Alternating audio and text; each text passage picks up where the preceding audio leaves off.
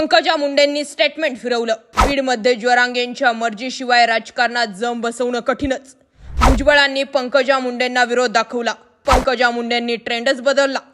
बीडमध्ये जितकं पंकजांचं वजन तितकंच वजन जरांगेंनी बनवलं। आतले सर्व्हे तेच सांगतात। जरांगेंच्या हातात आजही चाव्या। आता बीड पॅटर्न वेगळा दिसेल। नेमकं घडलंय काय? पांढरा शर्ट पांढरी पॅन्ट घातलेले बजरंग बाप्पा सोनवणे ज्यावेळी आझाद मैदानावर गेले तेव्हा त्यांची पॅन्ट अक्षरशः चिखलाने भरलेली होती। खासदार असलेला व्यक्ती पॅन्ट चिखलामध्ये भरेपर्यंत असा आंदोलनामध्ये का जातो? तर कारण होतं मनोज जरांगे। बजरंग बाप्पा सोनवणेंना जितक्या वेळ जरांगेंच्या पायावर डोकं ठेवू तितक्या वेळा कमी आहे। कारण बजरंग बाप्पा सोनवणे खासदारच मनोज जरांगे पॅटर्नमुळे झाले। पंकजा मुंडे, धनंजय मुंडे यांचा दबदबा असलेल्या बीडमध्ये फक्त आणि फक्त जरांगेंच्या ताकदीमुळेच बजरंग बाप्पा सोनवणे खासदार बनू शकले। आतल्या सर्वांनी रिपोर्ट पंकजा मुंडे, धनंजय मुंडेंना आधीच दिला होता की जसं जरांगे म्हणतील तशी इथे मान डोलावली गेली होती।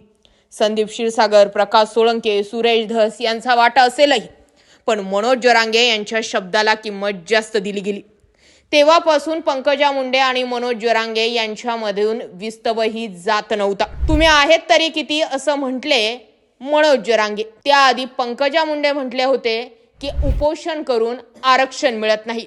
इथून दोघांच्याही वादाला सुरुवात झाली होती ती आजपर्यंत कायम होता। या वादामध्ये पंकजा मुंडे नेहमीच मराठा समाजाला सामावून घेण्याची भाषा करायच्या। मात्र दसरा मेळाव्यामध्ये पुन्हा या टीकेचा कळस गाठला गेला आणि पंकजा मुंडे म्हणाल्या की या जातीवादाच्या राक्षसाचा नाश करा। अप्रत्यक्षपणे पंकजा मुंडे मनोज जरांगेंनाच बोलल्या अशा पद्धतीचे नरेटिव्ह सेट झालं आणि पंकजा मुंडेंच्या विरोधात मनोज जरांगेंनी गरळ ओकली। इतकी गरळ ओकली की येणाऱ्या पुढच्या सगळ्या निवडणुकांमध्ये आता मराठे तुम्हाला दाखवून देतील असं मनोज जरांगेंनी सांगितलं। मी याआधीही म्हटलं होतं मनोज जरांगेंना ग्रामपंचायतचं ना सरपंच व्हायचंय ना राज्याचा मुख्यमंत्री व्हायचंय। त्यामुळे मनोज जरांगेंनी एखादा शब्द इकडचा तिकडा केला तर त्यांना फरक पडणार नाही, पण राजकीय नेत्यांनी इकडचा शब्द तिकडा केला तर मतदानाच्या रूपाने फरक पडणार आणि पडणारच। त्यामध्येच छगन भुजबळ यांनी सुद्धा बीडमध्ये ओबीसी समाजासाठी मोर्चा घेतला। या मोर्चाला मात्र पंकजा मुंडे नव्हत्या। जुना विषय छगन भुजबळांनी छेडला आणि गोपीनाथ मुंडेंचे खरे वारसदार हे धनंजय मुंडे आहे असं स्टेटमेंट करून पंकजा मुंडेंना विरोध दाखवला। तेव्हापासून प्रकाश महाजनांपासून अन्य कित्येक लोक जे आहेत ते पंकजा मुंडेंच्या विरोधात बोलतात। अर्थात एका छगन भुजबळांनी एकतर जुना दुखावरची खपली काढून आणखी मुद्दा छेडून दिला। पंकजा मुंडेंना वाटलं आधीच मराठा समाजाकडून मनोज जरांगेंरूपी रोष आपल्यावर आहेच आणि आता समाजामधून सुद्धा रोष तयार होतोय। यापेक्षा छगन भुजबळांना टॅकल करण्यापेक्षा मनोज जरांगेंसोबत जुळवून घेतलेलं कधीही चांगलं आणि म्हणून पंकजा मुंडेंनी जे स्टेटमेंट केलंय ते महत्त्वाचं आहे। माझा कोणावरही राग नाही, माझा कोणत्याही समाजाला आरक्षण देण्याला विरोधही नाही, फक्त ओबीसींच्या आरक्षणाला धक्का न लावता आरक्षण द्यावे असं आपलं मत आहे। मी जरांगे पाटलांच्या विरोधात बोलले नाही। लोकसभा निवडणुकीतील माझ्या भाषणाचा विपर्यास केला गेला।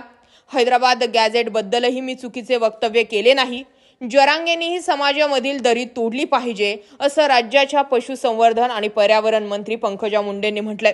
माझ्या मतदारसंघात जरांगे पाटील यांनी जरी उपोषण केले तरी मी पालकमंत्री म्हणून भेट द्यायला तयार आहे। जे गोपीनाथ मुंडेंचे व्यक्तिमत्व होते तेच माझे व्यक्तिमत्व आहे। माझ्या जातीचा असला तरी चुकीच्या भूमिकेला माझा पाठिंबा नाही। प्रत्येकाला SC ST प्रवर्गातून आरक्षण हवे आहे, मात्र हे आरक्षण केंद्र सरकार देते असंही पंकजा मुंडेंनी म्हटलंय। परळी येथील हलगे गार्डन येथे आयोजित दीपावली स्नेहमिलन कार्यक्रमामध्ये पंकजा मुंडेंनी बोलले होते। आता या सगळ्या घडामोडींनंतर पंकजा मुंडेंनी तेच सांगितलंय की माझ्या हैदराबाद गॅझेटरच्या वक्तव्याबाबत सुद्धा विपर्यास केला गेला।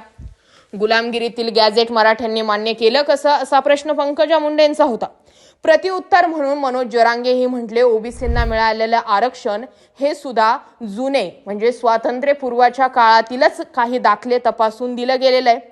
मग तुम्हीही गुलामगिरीतीलच आरक्षण वापरता असं म्हणून आपल्या पोट्ट्यांना हे गुलामांचे औलाद म्हणतायत असं मनोज जरांगेंनी डिवचून दिलं आणि आणखी एक मोठा समाज पंकजा मुंडेंच्या विरोधात उभा केला।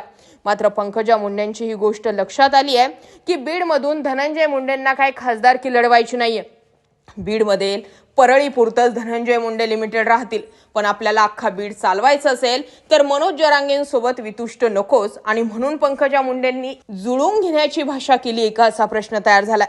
आता पंकजा मुंडेंच्या आवाहनाला मनोज जरांगे प्रतिसाद देतात का हे पाहण्यासारखं असणार आहे. याबाबत तुम्हाला काय वाटतंय?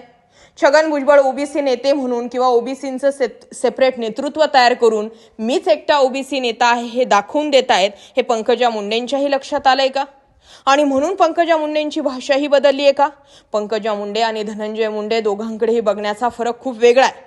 लोक पंकजा मुंडेंकडे एक संवेदनशील, सुसंस्कृत आणि उच्च शिक्षित नेतृत्व म्हणून पाहतात. त्या पंकजा मुंडेंना पुढचं राजकारण सुईचं करायचं असेल तर कुठल्याही समाजाच्या आरक्षणाच्या भूमिकेत थेट विरोध करून जमणार नाहीये का?